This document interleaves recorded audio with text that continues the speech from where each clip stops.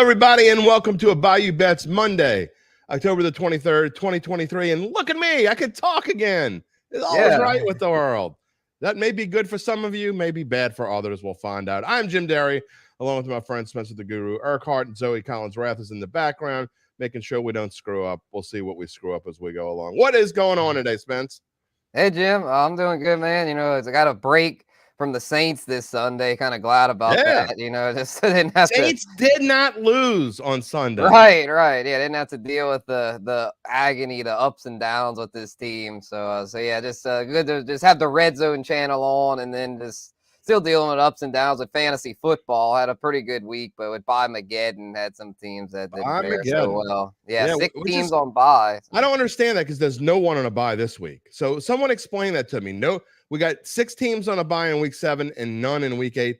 The NFL, I think, let's just screw with everybody. Screw with their fantasy teams. Anyway, I don't know. Before we get to the topics for today, we will remind you, we will ask you nicely, we beg, we plead, please subscribe to the Bayou Bets channel, because if you do, when you do, you will find out when every new show is going live every Monday, every Thursday at 4 o'clock in the afternoon, and also Datitude, which is live on Friday mornings on the same YouTube channel. Also, Caesars Sportsbook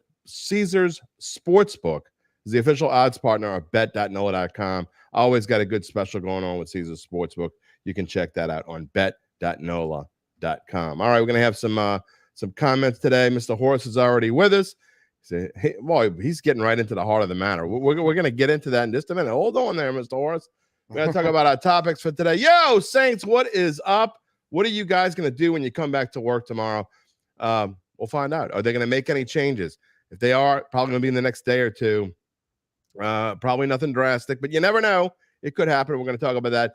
Jayden Daniels for Heisman. Hey, he's getting up there. He's, I think, 3-1 now. We're going to talk about that in a little bit.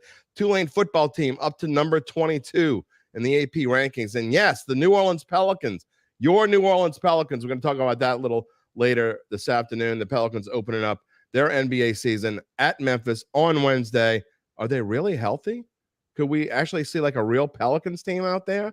I don't know. It very well could be. Also, we will probably touch on the American League Championship Series, game number 7, when we get a chance later on. But we want to start off with the Saints, Spence, and the obvious. Mini vacay's over.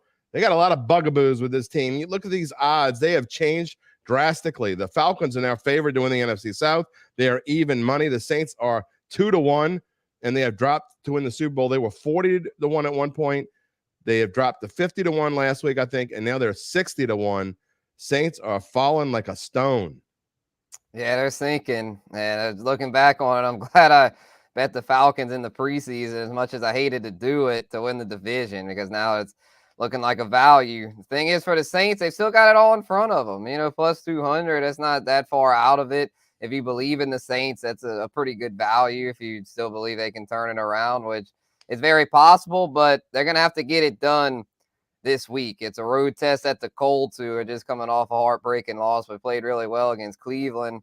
So it is one of those things. I mean, if you're the Saints, you cannot get into a severe losing skid. This would be 3 in a row if they lose. You can't have that happen if you want to be successful. So this is close to a must win. You're 100% right. I think it is a must win. I think I really do. I think if you lose this game and you drop another one and you get to 3-5, I think you are in a whole world of hurt, because, I mean, even though the schedule's easy and this division's frankly easy, I mean, I think your season is more likely to go spiral out of control than it is to get fixed anytime soon. I think they have to find a way to win this game. And there we'll bring the question back up that we briefly showed before. Mr. Horace asking or saying Carr's decision-making and critical downs got to improve. The Saints are going to be successful. Look, I get it. I know, and I heard it all last night. I met some friends last night, a bunch of friends, and they were all, we got to stop blaming stuff on Derek Carr. I mean, he's down the list. I'm not saying he's been perfect, because he hasn't been. But the problem with Derek Carr is people keep wanting to, whether they say it out loud or not, you're comparing Derek Carr to Drew Brees. You can't do it. You can't keep comparing Derek Carr to Drew Brees is gone. He's never coming back. So Derek Carr, as far as what we got, I mean, if you want to compare him to today's quarterbacks, is he in the top 8? No. He's not in the top 8 quarterbacks, but this team doesn't need a top 8 quarterback. They need an average quarterback or maybe a little bit better. They have that. Whether you want to believe it or agree with it or not, the problem is way beyond Derek Carr. The problem is the coaching staff. Spencer and I have talked about it. I don't think either Spencer or I are big fans of Pete Carmichael. And until they make that change there, I'm not sure what else can change on offense, at least on a consistent basis. For sure. The thing with Derek Carr is I just want him to show that he's better than Andy Dalton and Jameis Winston. That's the thing that's concerning, is that he hadn't performed at an above average level. He's been average at best, and Saints paid him to be an above average quarterback. So that's, to me, what has to change. I don't disagree with that. You can't expect him to be Drew Brees, but to me, you should expect him to be a significant upgrade over what they had last year. Because the fact is, so far, he hadn't really been much of an upgrade. Someone compared his numbers through, I think it was his first 6 games through Dalton's first 6 games as Saints starter. Very similar. Yeah, but the difference is Andy Dalton had way more time to throw the ball. And Derek Carr, this is the worst. And I've been around a long time. I'm an old dude. You can see a lot of gray hair down here. It's not because I'm young. Okay, this gray hair down here, it means I'm old, and I've been watching the Saints for a long time. And you know what? This offensive line might be the worst I've ever seen. And I'm talking about 1 in 15 Saints. This is the worst offensive line I think I've ever seen. And, look, you want to say he's worse than Andy Dalton? That's up to you. But, look, Andy Dalton, we knew what we were getting. Andy Dalton is a loser. And so you want to just keep going and saying – wherever you want to go with it, Andy Dalton's going to be a loser no matter who's coaching him. He's not going to be a winner in Carolina. He wasn't really a winner in Cincinnati. He wasn't a winner in Dallas. He hasn't been a winner anywhere. Doesn't do anything. He wasn't a winner in Chicago either. That's what he is, 100%. He's a backup quarterback. So, anyway, we can talk about Derek Carr if you want, but I'd rather talk about what's wrong with, last week, you talk about Thursday night, and what worries me, Spencer, is you had a hobbled Trevor Lawrence, and they score 31 points on this supposedly number 4 defense. I mean, is it the defense is just too tired, or maybe they aren't as good as we gave them credit for? Yeah, defense has had a problem with that, even with Baker Mayfield, too, of just not really having a spy on the quarterback. Yeah. And a lot of times these quarterbacks that aren't even super mobile are able to break free, which is why this matchup this week could be a little tricky, because Gardner Minshew's got some mobility to it. Yep. I mean, he's no Anthony Richardson. I'm glad it's not Anthony Richardson, or I'd be like, man, the Saints might be in trouble here, because the Saints have, throughout the past few years, have had trouble with mobile QBs. But yeah, this Minshew, I mean, he's nothing special. The Saints have had a really good track record against him, but the fact is they've kind of struggled at stopping QBs that can run, and they've also got a lot of weapons in Indy, so this matchup is not going to be easy. UBN's looking forward to the Niners game tonight. Well, we may touch on that a little bit, but we're going to have a ton of time to talk about Niners-Vikings. We'll try to throw it in if we can. Ronald is saying that Carr's not better than Winston. Look, I don't want to get into the Carr-Winston debate. I don't know whether I never saw enough of Winston to know whether that's true or not. I'd say that's probably not true, but we don't know. I mean, I want to see Carr have a game where he has time to throw the football. If I have that, then maybe we can make a decision or an opinion. But I can't give a solid opinion one way or the other. I mean, no one can throw. Drew Brees would be on his butt, too, with this offensive line. He'd have been retired a long time ago. Charles Broom says, how much can a team change its playbook during the season? You know what? You want to change the playbook? I think you need to change the play caller. Will we see Ronald Curry calling plays? Spencer, I know you've been calling for it for a long time now. You know what? I'm for it now. Something needs to be done. It can't get any worse. Right. I think the thing is, though, they showed enough at the end against the Jags where they're probably not going to make the switch. But I've been consistent on saying they should, so I'm going to stand by that. Maybe they'll make the surprise announcement tomorrow. But from Dennis Allen's track record, though, he hates change. So I highly doubt he'll make the change. I think he's just content to go down with the ship. Your dad brings up something here that I wasn't really going to talk about because it doesn't really have anything to do with the Saints per se. But I thought the officiating in yesterday's games was horrendous. It was not just one game. There was a ball placement yesterday in the Steelers-Rams game that probably cost the Rams a chance to win the game.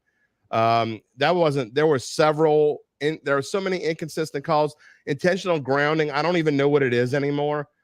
They're calling it certain ways in certain games and not in other ways. They're calling defensive holding or pass interference in some games like constantly and not in others. I don't know what's going on, but officiating yesterday has been horrendous. And really, I thought it was okay the first few weeks of the season, but the last few weeks, and especially yesterday, it was just insanely bad. It has not affected the Saints really in a big way yet. I think the Saints have been lucky, knock on whatever I'm knocking on, but overall, the officiating in the NFL has just been horrendous.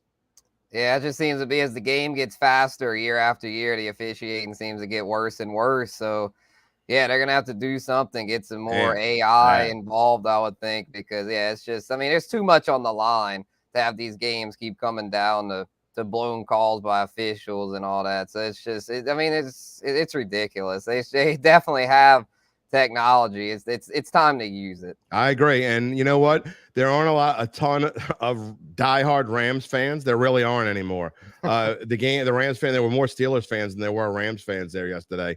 I believe it. And that game, and I know a lot of people didn't see it because it wasn't on locally. So if you don't have the ticket, you didn't see it. But that spot at the end where there was a quarterback sneak that he didn't get to the line. There's no way he even got back to the line of scrimmage, and they gave him almost a full yard in a first down. Then they reviewed it and said they couldn't overturn it. It's really bad. It cost the Rams a chance at victory. Not that I feel sorry for the Rams, hardly ever, but that maybe was one time. Uncle Big Nick wants to know, is it a coincidence the best drives for the Saints will hurry up with Carr calling the plays? I don't think they can be coincidence, can it? Oh, I mean, that's the only part of the Saints offense that seems to be pretty good is the 2-minute offense. Like outside of that, though, just the base playbook, it's a disaster. They should have been. I mean, I'll go back to it. I've beaten a dead horse, but I said it all offseason. They should have started over and come up with a new playbook, new OC, just scrap what was going on offense, because ever since Drew Brees retired, it's been broken. But yet they keep trying to. It's like they just keep beating their head against the wall, and so until they make the change, it's gonna be the same song and dance. So we're gonna have to just accept it that we're gonna have to go through this all year. It sucks, but it just is what it is because they don't seem to be willing to make changes. Caleb, I don't know if I'm this far along yet, but you have a team that looks talented and really isn't, in his opinion. Terrible coaching. I definitely agree with that. Going nowhere. Oh, it's talent. They just don't know how to use it.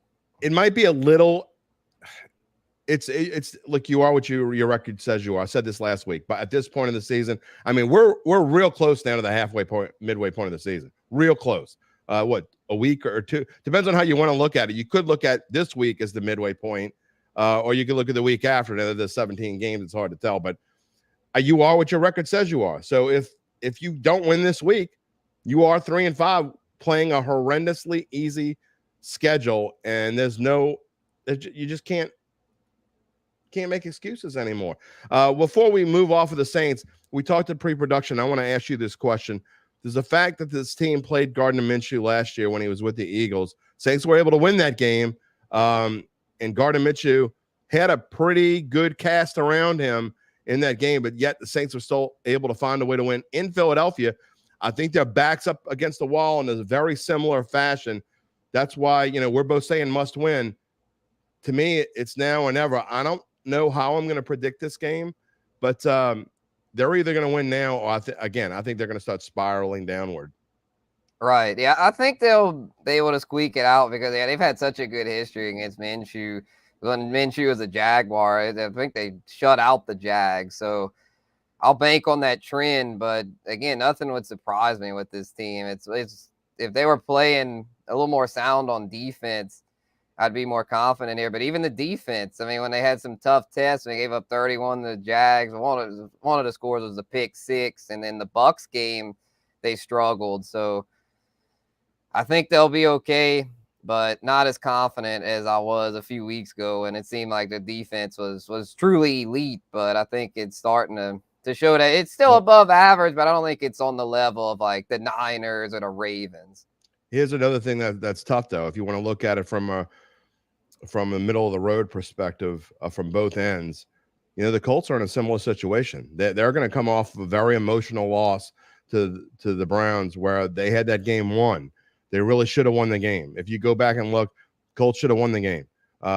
They were better than the Browns yesterday. I don't think anyone expected a high-scoring, crazy game. I know you didn't, Spencer. You had that under in your big bucks picks last week. I didn't expect it to be like that. Certainly not that high-flying and crazy. So the Colts are coming off an emotional loss too. How are they going to respond? I don't know if they're in a must-win situation because no one really expected them to win this year.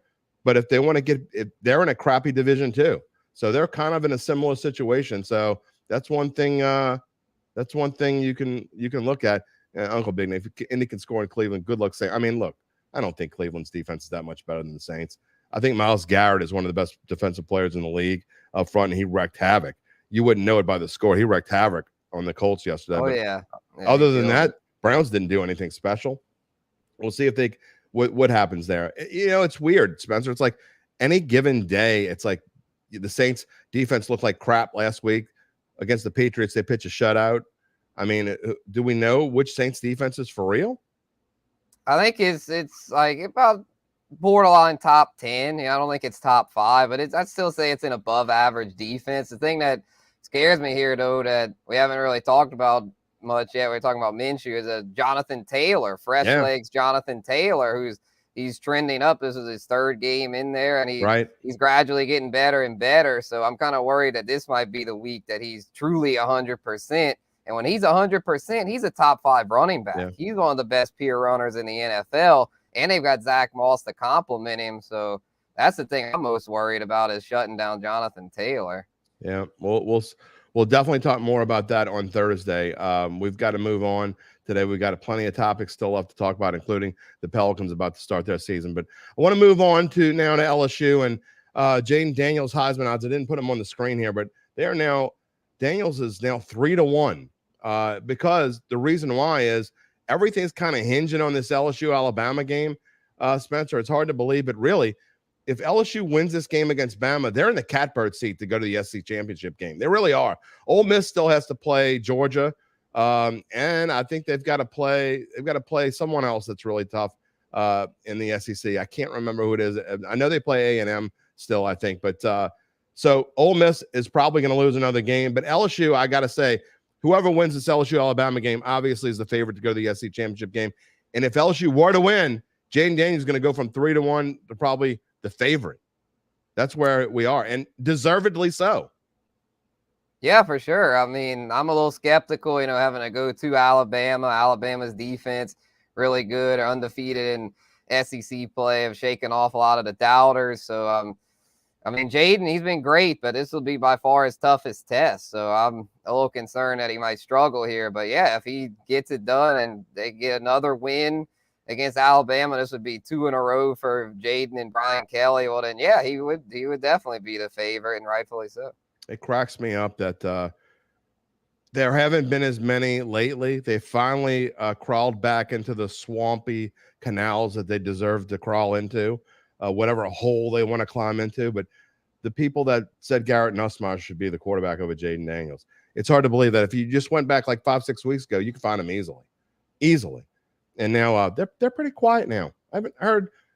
It's hard to chirp from a swamp, I guess. But Jayden Daniels proven that he's not only the best quarterback for this team, but one of the top 2 or 3 quarterbacks in the country. For sure. Yeah, I think he's going to be, I mean, he might end up being a first-round pick. I mean, probably second round, though, because, a little bit of a project. But, I mean, he can run, and he's improved a lot as a passer. So, yeah, he's definitely got NFL potential. This QB class, I was looking at the potential 2024 draft. There's so many options, especially if both Caleb Williams and Drake May declare, and then Quinn Ewers potentially. Yeah, there's a lot. Pretty good. Jayden will be in that mix. I mean, he's legit. He doesn't have as strong a legs as Jalen Hurts, I don't think. But to me, if I had to pick somebody that he sort of reminds me of, I think it's Jalen Hurts. Jalen Hurts, as many yards as he has, Spence, running the football, that's not really wants to do. He wants to throw the ball first. And obviously with the receivers that he has, well, no wonder why he wants to throw the ball first. But I think it's kind of the same things with Jayden Daniels. what I love about him is he doesn't necessarily look to run the football, but sometimes it's just there. Yeah, I think Jalen Hurts was a second round pick too. Yeah, Look how he's exactly. turned out. Yeah, that turned out okay. Yeah, for sure. So yeah, no, Jayden's got a bright future. And as far as this season, I definitely think he'll put up a tough fight against Bama. I definitely don't see him going to Tuscaloosa and getting embarrassed. Not sure they'll be able to pull it off. We got a couple. We got a bye less week. than 2 weeks now. Yeah, we have the bye week, so I'll save my prediction till next week. But yeah, it's an interesting matchup for sure. I just have to say, all those people in the swamp, it would be some wonderful, beautiful, lovely karma if Jayden Daniels was wearing black and gold next year. Wouldn't that be just wonderful? And the haters, I'd be all for it. The haters could rod their pirogues out into Never Land. All right, let's move on a little bit, because again, we got the Pelicans still to talk about, and I do want to touch on the ALCS before we go off the show today. Tulane, we want to touch on them. Look, you got to say they weren't impressive. 35-28. They let this North Texas team come back. Tulane had a big lead. North Texas tied it at 28. They were all gung-ho, fired up, talking smack. Now, give it to Michael Pratt. He was able to lead that winning drive down the field and end the smack talk. But, I mean, Tulane's got to play better than that, because really, Rice, and I know this is 11.5-point spread, but Rice is a much better team than I think people realize. They beat Tulsa by like 37 points this past week. That is not a team to go in and just kind of limp around when going to Houston.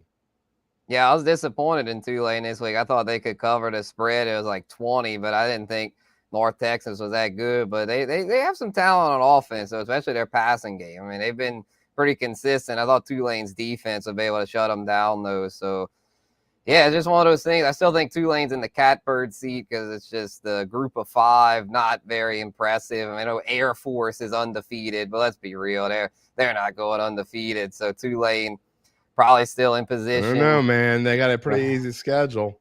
Well, I mean, they still got Colorado State, who's okay. And UNLV, who's better than they normally are. I think they only have one loss. And Boise State, who's kind of down this year, but still a decent team. So Tulane, they're going to have to keep their foot on the gas. And maybe this was good that they had a little slip up this week, because going to Rice, that could be tricky. So hopefully they'll be sharp for that one. UBN thinks it's gumbo weather. What goes in gumbo? Owls? Do we put owls in gumbo? Do we put, I don't know. No, I know he's talking about rice. I get it. Ha ha. Funny. All right, we'll see what happens. We're going to have more prediction on that. What I do find interesting, for the second straight week, Spencer, Tulane held an opponent to under 100 yards rushing. They had Memphis at 45 yards rushing. North Texas couldn't run the ball either, 83 yards, even though you see similar stats there. If you can't run the ball at all, you're going to have a really hard time beating Tulane. Their run defense is so good. But if you have a decent rushing offense, and again, I don't know what Rice's offense is. I haven't had a chance to go look at, but man, you got to be able to run the ball against this Tulane team, because their rushing defense is phenomenal. Yeah, for sure. And that's what's keeping them afloat here, because they had their pass defense not 343, not good. Yeah, that's what I'm saying. Yeah, but the North Texas is more of a throwing team, though. So I think it's just one of those things. They had the lead most of the game. It wasn't their best performance, but like I said, I think it may have been kind of good. It might be a thing where they get just kind of, snap out of it, as far as they just got to get refocused here. Don't want to take these teams for granted. All right, speaking of snapping out of it, we're going to snap out of football and go to basketball. And we haven't talked about the NBA in a while, but guess what? Pelicans, they are ready to get going on Wednesday. Spence, it's been a while since we really talked about the Pels on the show, at least you and I. Got some numbers here about some futures that you can go bet on, win totals for the Pels. Let's start off with this weekend, not this weekend, Wednesday, 2 days from today. The Pels are opening up relatively healthy. And I say that because they still have some injuries. I know Trey Murphy's banged up. I believe Nazi's banged up. So they're without a couple of guys. Trey is obviously the one you're most worried about. He'll be back, I think, in 2 or 3 weeks. I believe he's going to be back, if I look correctly. But it shouldn't be out too long. This first stretch of games, you got Memphis on the road, then you come back and you play the Knicks at home, and then you play Golden State at home, I think a week from Wednesday or somewhere along those lines. This is an interesting stretch of games, Spence. If the Pels can start off 2-1 with this lineup, how long is it going to take them to get everything together and start feeling like, hey, we're really teammates? Yeah, I mean, haven't played a whole lot together, but I mean, the starting five should be healthy to start. And then, yeah, I feel like it's very important for them to get off to a good start because, as we all know, they're very injury prone. So they'll probably have someone go down after about the first 2 weeks, if I had to guess. So, yeah, I got to start off, get out the gate strong. And, yeah, I think they're in good position to open up against Memphis because Memphis will be without Ja Moran, who's suspended. Yeah, And Steven Adams, their starting center, is out for the season. I believe he had to undergo knee surgery yesterday. So Memphis could be a little vulnerable. That division, Pels division, is pretty wide open. Sure. I mean, Luka Doncic can't do it all himself. I know they got Kyrie back there, but Dallas was a train wreck last year down the stretch, even more so than the Pels. And then the Rockets are still rebuilding, and the Spurs, I know they got Victor Wembanyama, but I mean, they probably won't, be a contender this year per se. So yeah, I think the Pels have a chance to win the division if they can somehow stay healthy. That division's very wide open. And how you know I'm getting even like super? I'm going from old to super old. Like I proofread this graphic like 3 times and I still spelled relatively wrong. That's okay. It happens. El Ray is saying you got to knock on wood every time you say healthy and Pels in the same sentence. There's no doubt about that. I mean, we've seen Zion being there. Till January, we're thinking everything's okay. Brandon Ingram started off. He missed 14 games of the season. They played together 8 games, and then everything kind of fell apart. You got to have a Zion. You got to have him play for this team to have any chance to do anything. It's got to play 60 or 70 games. Yeah, for sure. Yeah, hopefully at least 60, 70. 70 might be asking a little much. Yes, I'll say for Zion standard. Yeah, let's just hope for 60. Yeah, let's 60. You got to go to. You got a point. Let's start off slow. 60 would be good. It wouldn't help win him the MVP. And do you see any values on this board? I know you were talking about you like the over win total 43.5. You willing to lay the minus 130 to bet that? Is the question.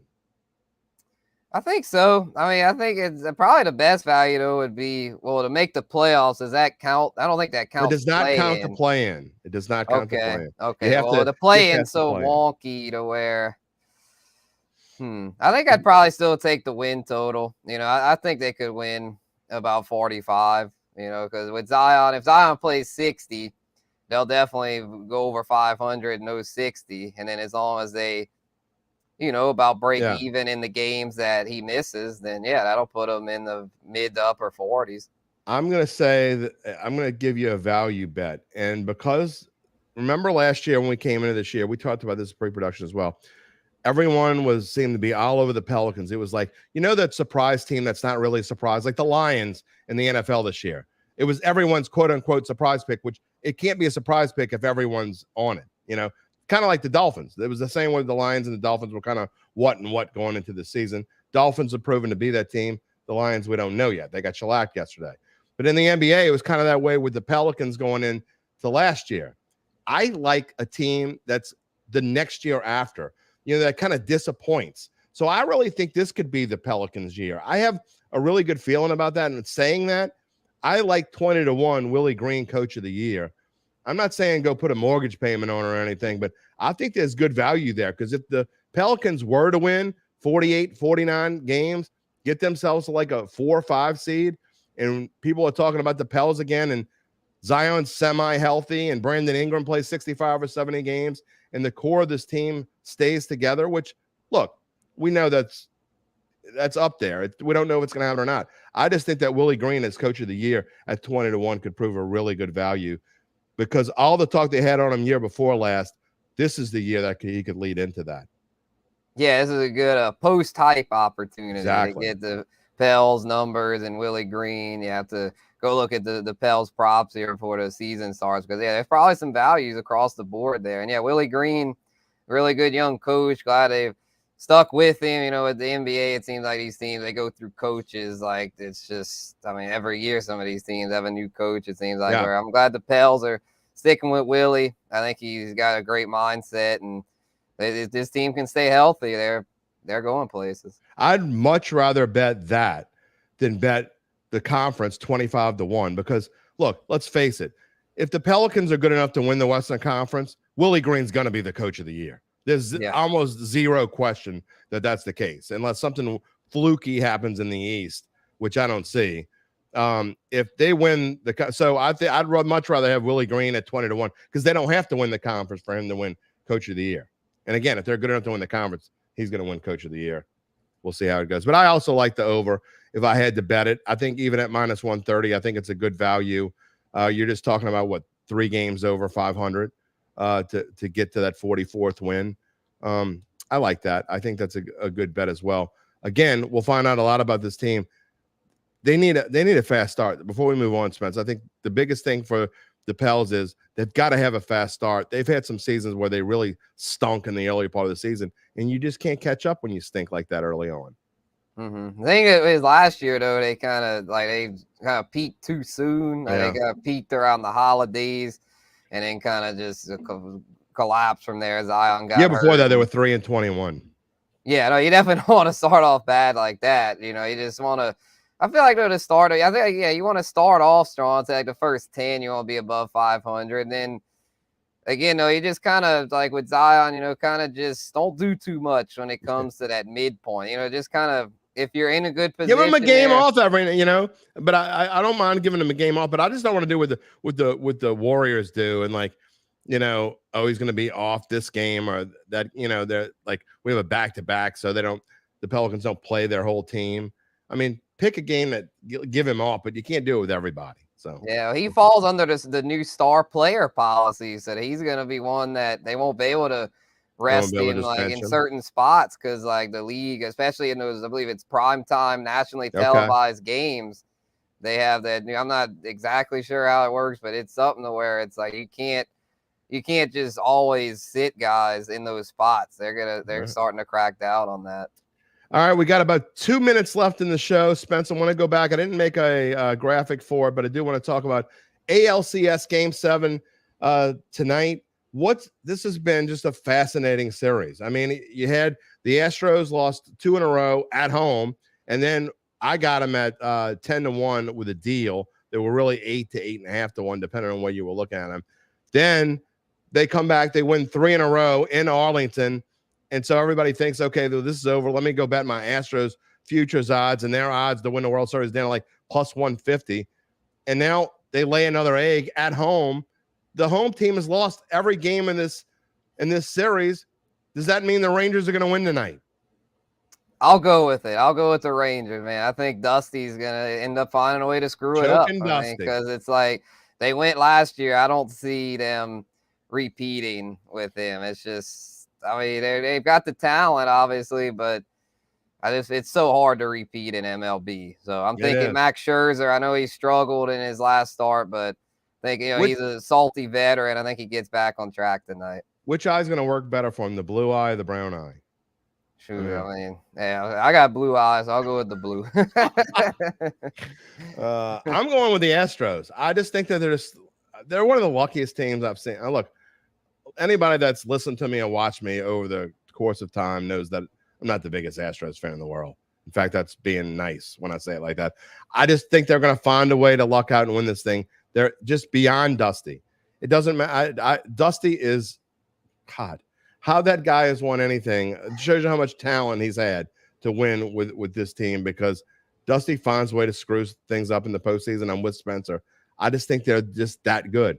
Whether it's Altuve or someone else, they're going to find a way to win. Altuve is just one of the best little pains in the ass I've ever seen play baseball. I mean, that's just what he is. He's a future Hall of Famer. There's no question. There's no question about that. So that's going to be a fun one. And then we'll see what happens. Phillies and D-backs. Philly's going to finish that up, huh? I would think so. I picked against them against the Braves. I don't think as much as I want to say the Diamondbacks, I think they finish it off. I think I got Nola going tonight. I think he'll get that done. Yeah. All right. Any final thoughts before we close it out for the afternoon?